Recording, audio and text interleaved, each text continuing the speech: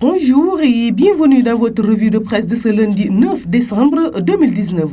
Les quotidiens reçus ce lundi au groupe Médias du Sud abordent divers sujets se rapportant à l'eau, l'électricité, l'immigration clandestine, l'orientation des bacheliers.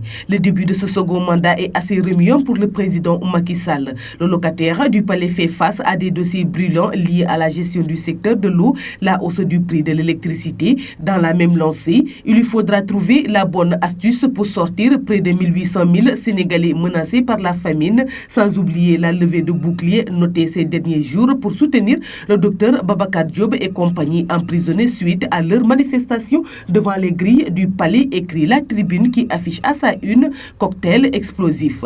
Le quotidien LAS rapporte également que les enseignants du supérieur seront en grève ce lundi pour demander la libération du docteur Babacar Diop, arrêté en compagnie de 9 personnes dont l'activiste Guy Marius Sagna lors d'une manifestation contre la hausse du prix de l'électricité.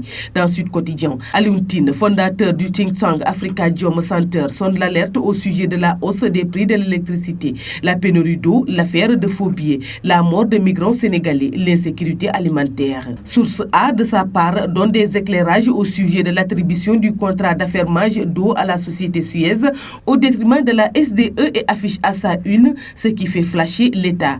Entre autres, le journal rapporte que Suez est engagé à réaliser 60 km de conduite par an, là où sur 214 km de renouvellement des canalisations, seuls 106 km ont été réalisés par la SDE. La nouvelle société promet 30 000 compteurs par an, alors que sur un objectif de 92 000 compteurs, seuls 71 511 ont été réalisés par la SDE, selon le journal.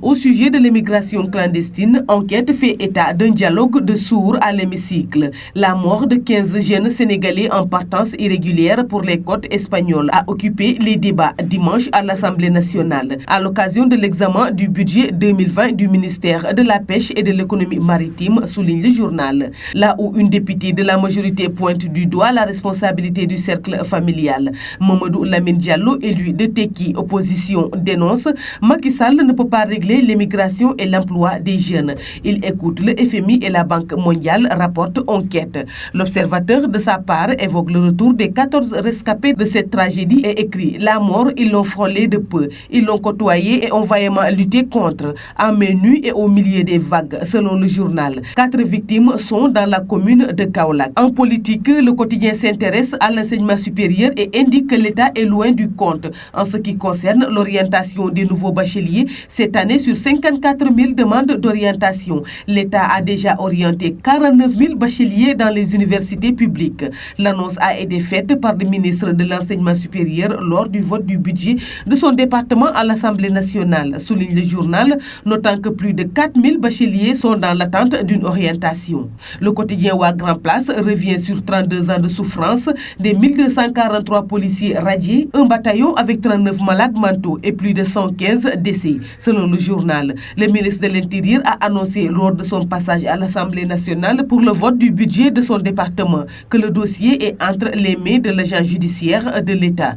Un brin d'espoir pour les policiers radiés en vie qui souhaitent que cette fois soit la bonne pour le règlement définitif de leur calvaire, écrit la publication. En politique toujours, Vox Populi note que la guerre souterraine entre Idrissa Seck et Ousmane Sonko se poursuit. Après la présidentielle et la mise en place de nouvelles coalitions, c'est le coude à coude jusqu'à l'Assemblée nationale. Une question de survie. Il faudra bien être visible et audible, écrit le journal. C'est tout pour la revue de presse parvenue à la rédaction du groupe Médias du Sud. Merci et bonne lecture à tous.